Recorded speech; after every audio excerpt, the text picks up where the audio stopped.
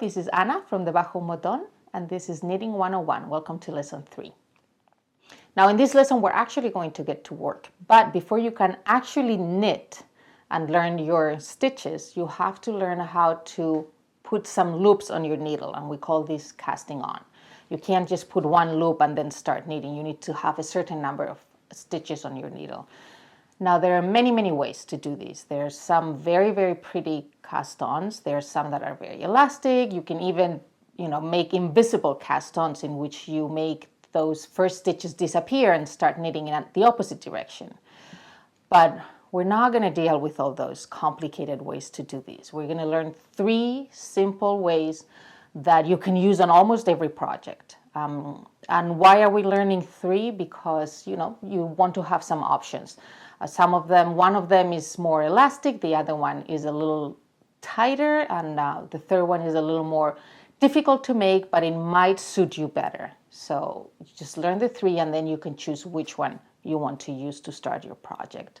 So let's cast on. The first cast on that we're going to learn, it's the most classic one and the one that most patterns call for. It's called the long tail cast on, or also the double cast on, and it's actually done with just one needle and you're holding the yarn on your other hand.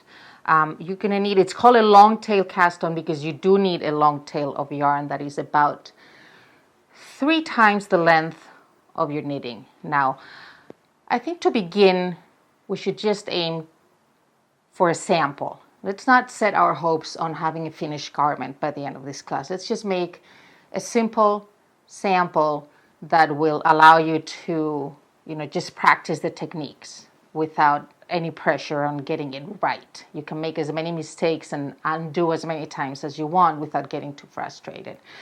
So let's say we're going to cast on 10 stitches. And we'll calculate that this is going to be our width. So 1, 2, and 3. So this will be our long tail. And here we're just going to make a slip knot. Just going to turn it over itself and just slip one side under the other. And there's your slip knot. Okay? And we're going to slide the needle in and tighten it. Don't make it too tight. Try to just leave it, so that it slides easily on your needle. Okay, now you're going to be holding this needle and hold your stitch so it doesn't slip off.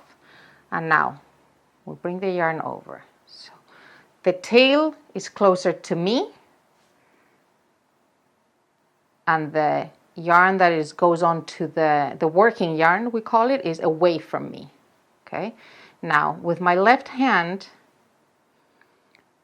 I'm going to hold both strands here. This is the long tail, this is the working yarn, and I'm going to hold them here.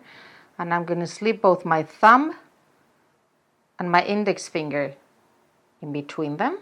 Okay, and still I have the working yarn close to me, the working yarn away from me, and the long tail close to me. And now I'm just going to give it a little twist.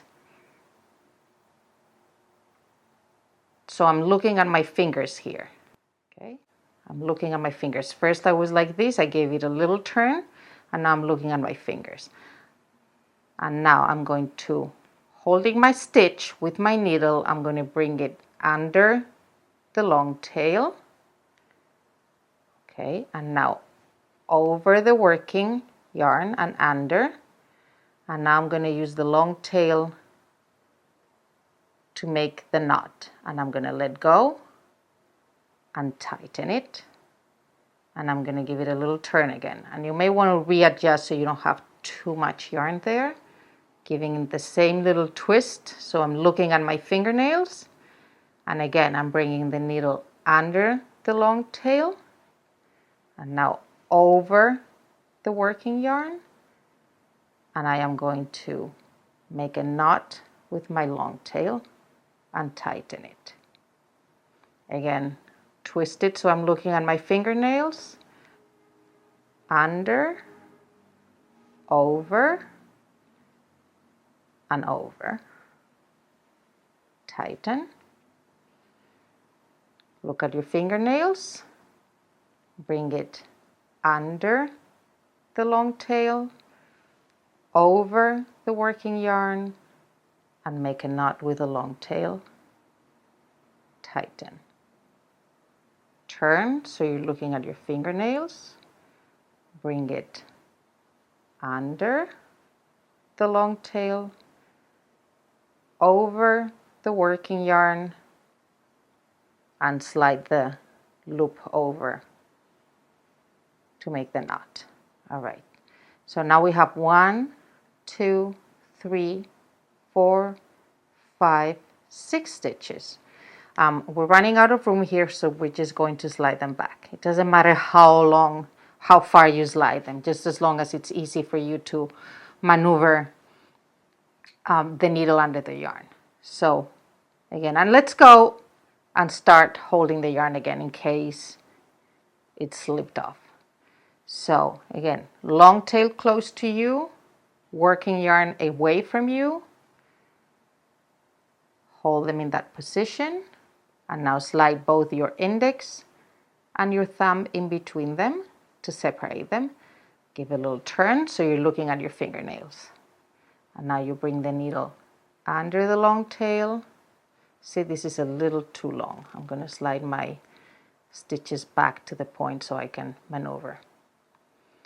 Under the long tail, over the working yarn, and then slide the long tail loop over the working yarn and tighten. Again, twist to look at your fingernails, under, over, slide the loop around, twist, under, over, around, tighten, twist, under, over, and around. And I believe now we have 10. Let's see. 1. So as you see, your first loop counts as your first stitch. 1, 2, 3, 4, 5, 6, 7, 8, 9, and 10. All right, as you can see, that was way too long, but that's okay. That's one of the disadvantages of the long tail cast on. It's very pretty, it looks pretty nice on both sides, and it's rather elastic, so it's appropriate for a variety of uses. And then when you start knitting, you're going to put your stitches on your left hand, and you will knit with your working yarn that is still attached to your ball of yarn there. All right, so let's learn how to make the second cast on. It's called the knit cast on because it uses the same technique as to make a knit stitch. So if you are able to learn it this time, it'll be so much easier for you to learn how to make a knit stitch later on. It's a useful one. It's not as easy to learn as the long tail cast on, but I think it's a useful one to know, among other things, because it doesn't require a lot of yarn. So you just need to leave enough yarn to be able to thread it on your yarn needle and whip the end in so you don't have it hanging when you have a finished piece. So you make a slip knot again, slide it on your left needle and tighten it, not too tight because you're going to need to put the other needle under. So make sure it moves freely. Okay, now get your tail out of the way. You may want to just hold it with your fingers there. And now your working yarn, you want to wrap it around your pinky, grab it with these 2 fingers, and actually 3 because you're using your pinky as well. And now bring your index under the yarn. And now with this in place, just hold your needle. Okay, and it's a little harder to get the right tension at the beginning. You'll figure it out on time, and you may need to practice several times before you're comfortable. So once you have this in place, you take your right needle and slip it in your slip knot, right? It's right in between them. And now use your index finger to hold these 2 needles together, because you may need, once you practice, you won't need to let go of your needle, but at the beginning you may find that you need to bring your whole hand around. Okay, so you're bringing your yarn under the needle and over. And now what we're going to do is we're going to bring this first loop over. And you want to use your index to hold everything in place, and you're pulling the yarn back so it doesn't all go off your needles. And now you have one stitch on each needle, so you're going to pull this new stitch, turn it, and now bring your left needle in and take your right needle out. Now you have 2 stitches. Okay, so let's do it again. Your index under the yarn, bring your right needle into the last stitch, hold everything together, bring the yarn over, first under and then over, hold everything with your index finger and pulling the yarn back so it doesn't slip off, bring it in. And now pull, bring your left needle into the stitch and slide the right needle off. Okay, again, right needle into the stitch, yarn under and over the needle, hold with your index, and now pull and bring, and you may want to pull more, it doesn't matter, you're going to tighten it later, so you may want to hold it there and bring your left needle into the stitch and let go and tighten. Okay, again, and maybe let's practice again how to hold the yarn. Bring it over your pinky and around, hold it with all 3 fingers, you may need a little more room, and over your index. Now,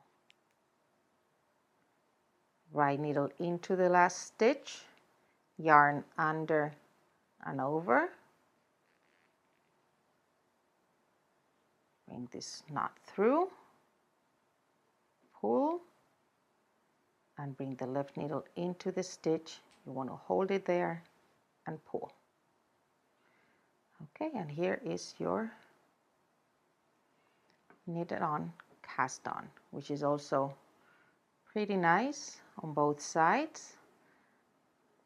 And it's not very elastic, it makes a rather firm cast on, but it's useful for many different instances. All right, the last cast on that we're going to learn is called the single cast on. It's extremely easy, but of course it has its disadvantages because it gives you a rather sloppy edge. But if you're getting frustrated with the other 2, this will allow you to just cast on and get on with your knitting. It's good for your sample, so I thought it would be a useful one. It starts with a loop, just like all the other ones. Slide your needle in. So you're going to hold it on your right hand, and now you're simply going to hold your yarn almost like for the cast long tail, but it's a little easier. Okay, so you just hold it like this, bring it in and slide it up on the needle. This is your working yarn, that's all you have. Your tail is here on the back, so bring it under and there's your loop. Bring it under, and there's your next loop. So it's very easy, and it will, as I said, it will allow you to just get on with your knitting without having to worry about your cast on, but it will look sloppy, and you know, the stitches are very loose once you knit them. So it's not good for your finished project, but definitely fine for a sample and to just get started with knitting and avoid unnecessary frustration. All right, now you have your stitches on your needle and you can actually start knitting. So I'm very excited to see you on lesson 4, where we will learn how to knit and purl. See you there.